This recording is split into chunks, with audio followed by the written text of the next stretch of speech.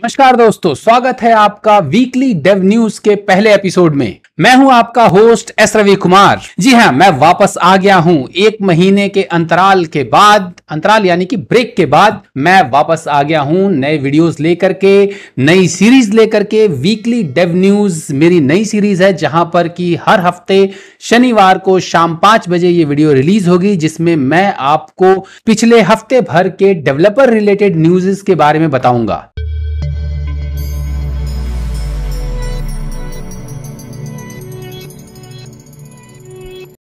इस हफ्ते के डेव समाचार को शुरू करने से पहले यदि आपने मेरे चैनल को सब्सक्राइब नहीं किया है तो अभी के अभी सब्सक्राइब कर लीजिए और जितना हो सके मेरे चैनल को सबके साथ शेयर कीजिए ताकि मैं और ज्यादा प्रोत्साहित हूं और नए नए तरह के वीडियोस आपके लिए लेकर के आता रहूं। इस हफ्ते का पहला समाचार है माइक्रोसॉफ्ट से रिलेटेड। ऑफ कोर्स वो होना ही था माइक्रोसॉफ्ट से रिलेटेड, क्योंकि मैं माइक्रोसॉफ्ट से रिलेटेड हूं।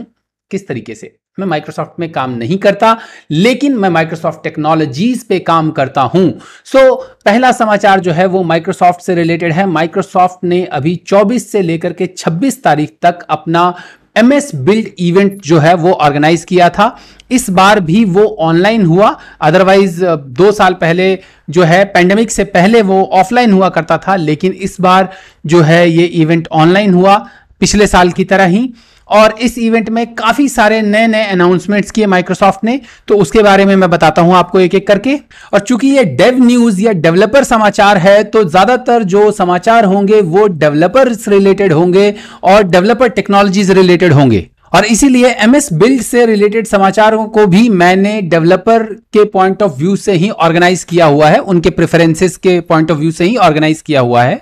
सबसे पहला समाचार यह है कि .NET को 20 साल हो चुके हैं और विजुअल स्टूडियो को 25 साल हो चुके हैं। ऑब्वियसली ये कोई खास समाचार नहीं है, ये तो 2022 में ही ये चीज अनाउंस कर दी गई थी। माइक्रोसॉफ्ट इसको बहुत अच्छे से सेलिब्रेट भी कर रहा है, लेकिन बिल्ड का मेन फोकस जो था .NET डेवलपर टेक्नोलॉजीज रिलेटेड, ये मेन फोकस था कि .NET जो है वो अब 20 साल पुराना एक मैच्योर सिस्टम हो चुका है, लेकिन मैच्योर है, आउटडेटेड नहीं है। तो जो बड़ी खबर है वो ये है डेवलपर रिलेटेड की मावी रिलीज हो चुका है। मावी क्या है? मावी है multi application user interface framework. Mavi जो है ये एक ऐप डेवलपमेंट फ्रेमवर्क है जिसको यूज करके आप मोबाइल और डेस्कटॉप एप्लीकेशंस बना सकते हैं। ये रिलीज तो हुआ है, जनरल अवेलेबिलिटी जिसे हम कहते हैं कि नॉर्मल लोग इसको यूज कर सकते हैं। नॉर्मल लोग यानी कि डेवलपर्स इसको यूज कर सकते हैं और इसका सपोर्ट अब माइक्रोसॉफ्ट देगा। जैसे पहले जो है माइक्रोसॉफ्ट ये बोल देता था कि प्रीव्यू में है तो आप इसको प्रोडक्शन ऐप के लिए यूज ना करें, लेकिन अब माइक्रोसॉफ्ट जो है वो कह रहा है कि आप मावी यूज करके प्रोडक्शन ऐप बना सकते हैं। लेकिन यहां पर एक छोटा सा कैविएट है। कैविएट ये है, या ये कहूं कि छोटी सी समस्या ये है कि मावी रिलीज तो जनरल अवेलेबिलिटी में हुआ है, लेकिन टूलिंग सपोर्ट रिलीज नहीं हुआ है। टूलिंग सपोर्ट यानी कि उसको यूज करने का टूल जो है वो अभी भी प्रीव्यू में है, और वो टूल है विजुअल स्टूडियो 2022। विजुअल स्टूडियो 2022 जो है वो अभी भी प्रीव्यू में है, लेकिन विजुअल स्टूडियो 2022 का जो स्टेबल वर्जन है, जिसको कि हम जनरल अवेलेबिलिटी वर्जन बोलते हैं, उस वर्जन में मावी सपोर्ट नहीं है, वो प्रीव्यू वर्जन में अवेलेबल है। तो अगर आप मावी यूज करना चाहते हैं तो मावी को मैक पर या विंडोज पर आप इंस्टॉल कर सकते हैं विद विजुअल स्टूडियो 2022 प्रीव्यू, चाहे वो मैक का हो चाहे वो विंडोज का हो। लेकिन अगर आप जेटब्रेन्स का राइडर यूज करते हैं तो राइडर में बाय डिफॉल्ट मावी का सपोर्ट आ चुका है।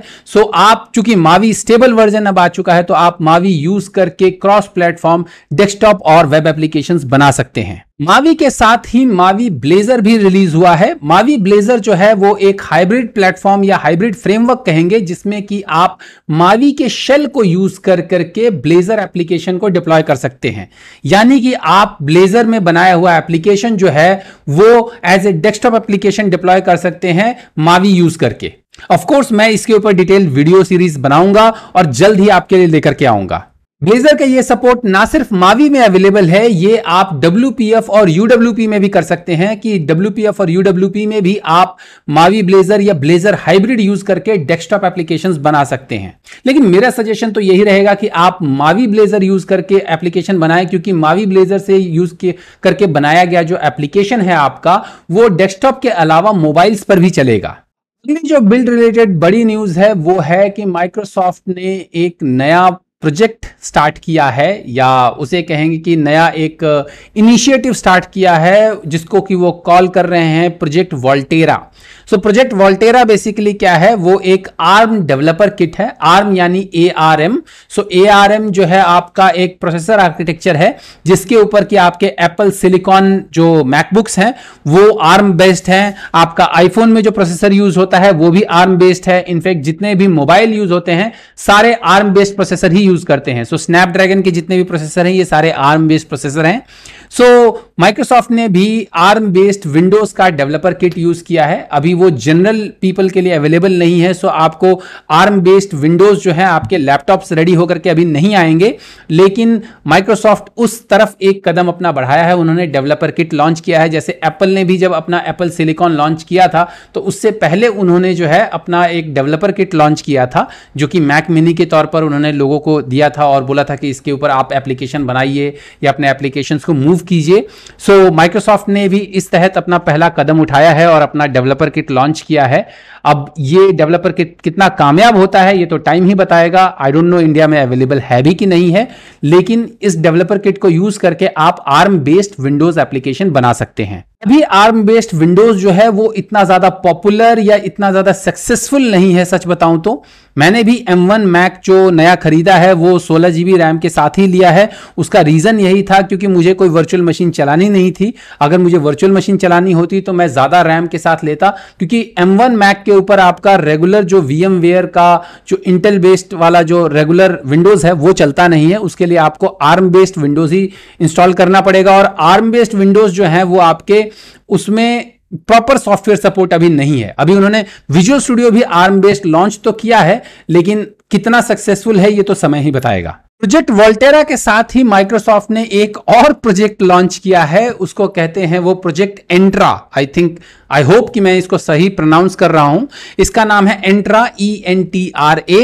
ये बेसिकली आपका एक सिक्योरिटी या SSO का इंप्लीमेंटेशन है, जिसमें कि आपका ADFS, Azure ADFS और आई थिंक आइडेंटिटी सर्वर, इन तीनों को मिक्स करके माइक्रोसॉफ्ट जो है वो एक सिंगल SSO सिस्टम बनाने का प्लान कर रहा है, जो कि आपका ऑथेंटिकेशन ऑथराइजेशन के लिए यूज होगा थ्रू आउट द कॉर्पोरेट्स। इसके बारे में मैं सच बताऊं तो मैंने बहुत ज्यादा पढ़ा या देखा नहीं है। सो इसका जो अनाउंसमेंट आर्टिकल है उसका लिंक मैं डिस्क्रिप्शन में दे दूंगा, आप इसके बारे में और ज्यादा पढ़ सकते हैं। तो ये तो थी बिल्ड की .NET डेवलपर रिलेटेड मेन खबरें। बाकी जो खबरें हैं उसके लिए आप बिल्ड की वेबसाइट पर जा सकते हैं, build.microsoft.com।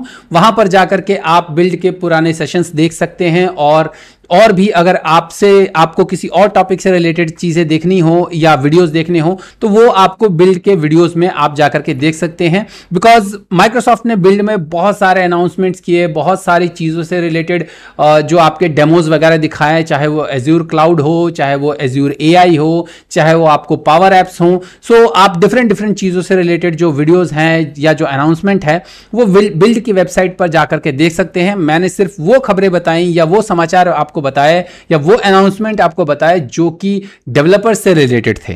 और अब कमिंग वीक में जो है आपका WWDC यानी world wide developer conference Apple का होने वाला है, तो अगले हफ्ते का समाचार जो है मेनली उसी से भरा हुआ होगा। तो चलिए अब इवेंट से अलग हट करके नॉर्मल डेवलपर की खबरों पर आते हैं।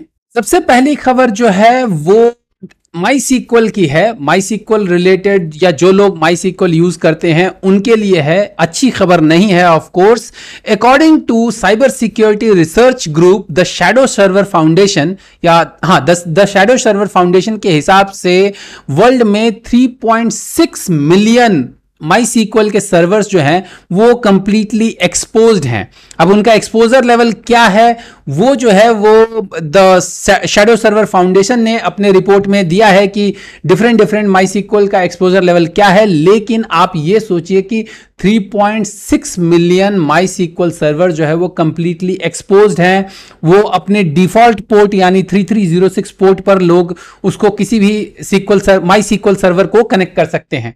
सो जो लोग PHP में MySQL यूज करते हैं या .NET में MySQL यूज करते हैं उनके लिए थोड़ी सी ये समस्या वाली बात है। आप अगर अपने कहीं पर भी MySQL यूज कर रहे हैं तो उनको रेगुलर पोर्ट्स पर मत चलाइए, अपने कस्टम पोर्ट्स पर चलाइए ताकि आप उसको यूज कर सके। अदरवाइज आपका भी हो सकता है ये डेटा ब्रीच हो सके, लोग इसके ऊपर डिफरेंट टाइप के अटैक्स कर सके। SQL इंजेक्शन हो गया या आपका DDoS अटैक हो गया, डिफरेंट टाइप के अटैक्स कर सकते हैं क्योंकि आपका SQL सर्वर जो हो एक्सपोज्ड है। सिंपल आपको बस यूजर नेम पासवर्ड पता करना चाहिए। मोस्ट ऑफ द केसेस में ये होता है कि बहुत सारे लोग जो हैं वो यूजर नेम पासवर्ड भी चेंज नहीं कर सकते। 99% लोग जो हैं वो रूट और पासवर्ड ही यूज करते हैं या रूट और ब्लैंक पासवर्ड यूज करते हैं। तो आप जो है अपने, अगर आपका भी जो MySQL सर्वर है वो इन 3.6 मिलियन SQL सर्वर में है जो कि एक्सपोज है, जो कि डायरेक्ट 3306 पोर्ट पर ही चल रहा है, तो उस केस में आप उसका तुरंत पासवर्ड चेंज कीजिए बिकॉज इट्स नॉट सेफ। वैसे इसके पीछे एक बहुत बड़ा रीजन ये भी हो सकता है कि MySQL जो है वो बहुत ही इजीली अवेलेबल है। बहुत सारे, जितने भी, बहुत सारे क्या मतलब जो आपके 99% जो आपके होस्टिंग प्रोवाइडर्स हैं वो MySQL तो ऐसे ही दे देते हैं क्योंकि जो आपका वर्डप्रेस है उसमें MySQL यूज होता है। PHP बेस्ड जितने भी डेवलपमेंट के एनवायरमेंट्स हैं, मोस्ट ऑफ द एनवायरमेंट्स जो है वो बैकएंड डेटाबेस के तौर पर आपका जो MySQL है उसी को यूज करते हैं। तो इसलिए MySQL का इतना एक्सपोज होना कोई बड़ी बात नहीं है बिकॉज बहुत सारे लोग जो हैं वो MySQL यूज करते हैं। अब अगर हम एक्सपोज सर्वर्स की बात कर ही रहे हैं तो एक और बैड न्यूज है जो कि GitHub की तरफ से है। और GitHub की तरफ से ये न्यूज ये आई है कि GitHub ने ये बताया है कि around 1 lakh NPM user, 1 lakh या 100K NPM यूजर्स के जो डिटेल्स हैं वो हैकर्स ने जो है वो चोरी कर लिए हैं। OAuth ऐप टोकन्स जो थे, Heroku और Travis CI के जो ऐप टोकन्स थे, उसको सिक्योरिटी ब्रीच किया है। मिड अप्रैल में सिक्योरिटी ब्रीच किया है और उनका सारा डेटा जो है वो यूजर अकाउंट्स जो है NPM user, node package manager जो NPM यूजर अकाउंट्स हैं वो जो है वो चोरी हो गए हैं। उनके लॉगिन डिटेल जो है वो GitHub से चोरी हो चुके हैं। तो जितने भी लोग आप में से NPM यूज करते हैं, मैं तो खैर NPM यूज करता नहीं हूं बिकॉज मैं फ्रंट एंड डेवलपमेंट जो है वो ब्लेजर में करता हूं या ASP.NET MVC में करता हूं। लेकिन आप में से जितने भी एंगुलर, रिएक्ट और ये आपके व्यू वगैरह जो भी हैं, इन सब के जितने भी डेवलपर्स हैं जो भी NPM यूज करते हैं और GitHub पे NPM अगर आप यूज कर रहे हैं तो भैया जाकर के जल्दी से जल्दी अपना यूजर ID और पासवर्ड चेंज कीजिए। और I have been pwned website पर जाकर के देखिए कहीं आपका यूजर ID जो है वो तो ब्रीच नहीं हुआ है। अगला डेव न्यूज जो है वो एक और एक्सप्लॉइट रिलेटेड है। ऐसा लगता है कि ये जो पूरा एपिसोड है डेव न्यूज का वो या तो एक्सप्लॉइट से रिलेटेड होगा या MS बिल्ड से, बट एनीवेज जो ये न्यूज है एक्सप्लॉइट रिलेटेड वो ये है कि माइक्रोसॉफ्ट ऑफिस में एक नई वनरेबिलिटी पता चली है जो कि 0 डे वनरेबिलिटी है। इसमें ये होता है, इसका नाम जो है कोड नेम कई लोगों ने फोलिना बोला है, फोलिना FOLINE करके, FOLINA। सो फोलिना वनरेबिलिटी नाम रखा गया है इसका। और इसमें होता यह है कि आप जो है MS वर्ड के एक नॉर्मल से फाइल को ओपन करके आप पावरशेल कमांड्स चला सकते हैं। कैसे चला सकते हैं, किस तरीके से चला सकते हैं, इसके बारे में बहुत ज्यादा इंफॉर्मेशन मेरे पास नहीं है बिकॉज मैं कोई साइबर सिक्योरिटी एक्सपर्ट नहीं हूं। लेकिन आप अगर साइबर सिक्योरिटी एक्सपर्ट्स के चैनल्स को फॉलो करते हैं यूट्यूब पर तो आप उनसे इससे रिलेटेड वीडियोस जो हैं वो अभी आप देख सकते हैं। ये नई वनरेबिलिटी अभी 31 मई को ही पता चली है और इस वनरेबिलिटी के अगेंस्ट स्पेशली वो फाइल ज्यादा वनरेबल हैं जिनमें कि आपने ऑलरेडी पावरशेल कमांड्स जो हैं वो यूज किए हुए हैं। तो अगर आपने अपने वर्ड फाइल्स में मैक्रोज लिखे हुए हैं या पावरशेल कमांड्स लिखे हुए हैं तो अभी के भी उनको डिलीट विलीट कर दीजिए भाई। कोई भरोसा नहीं है किस तरीके से, कैसे आपके उस पावरशेल कमांड को किस तरीके से हैकर जो है वो ब्रेक कर लें। और जो मेल में अगर आपके पास कोई वर्ड फाइल आ रही है, MS वर्ड फाइल, तो उसको ऑफ कोर्स ओपन ना करें अनलेस एंड अनटिल कि वो आपके जान पहचान वाले, आपके नोन और ट्रस्टेड सोर्स से ना हो। अननोन सोर्सेज से मिले हुए किसी भी वर्ड फाइल को ओपन ना करें क्योंकि उसमें हो सकता है कि इस एक्सप्लॉइट को यूज करके किसी ने आपका कोई मैलवेयर एम्बेड किया हो। सो बी सिक्योर अबाउट दैट। इस हफ्ते की लास्ट डेव न्यूज नहीं कहूंगा मैं, हालांकि इसको मैं IT इंडस्ट्री न्यूज कहूंगा कि फेसबुक या मेटा की जो CEO है शेरिल सैंडबर्ग, आई होप मैं उनका नाम सही तरीके से प्रोनाउंस कर पा रहा हूं। शेरिल सैंडबर्ग जो है वो मेटा को छोड़ रही हैं। She won't be a CEO of Meta और फेसबुक नाउ। उनकी जगह एक नए जो सीईओ हैं वो अपॉइंट किए जा रहे हैं, जो शायद पहले सीएफओ थे, जो चीफ ग्रोथ ऑफिसर थे जेवियर ओलिवान, वो अब सीईओ बनेंगे। और शेरिल जो है वो मेटा के बोर्ड ऑफ डायरेक्टर्स में तो रहेंगी, लेकिन वो अब सीईओ नहीं रहेंगी। तो ये था वीकली डेवलपर न्यूज का पहला एपिसोड। उम्मीद है आपको ये न्यूज पसंद आए होंगे। यदि आपको ये न्यूज पसंद आया है तो प्लीज मेरे इस वीडियो को लाइक कीजिए, मेरे चैनल को सब्सक्राइब कीजिए और जितना हो सके इस वीडियो को सबके साथ शेयर कीजिए। तो जल्द ही मिलते हैं मेरे अगले वीडियो में, तब तक के लिए अपना ख्याल रखिएगा। नमस्कार।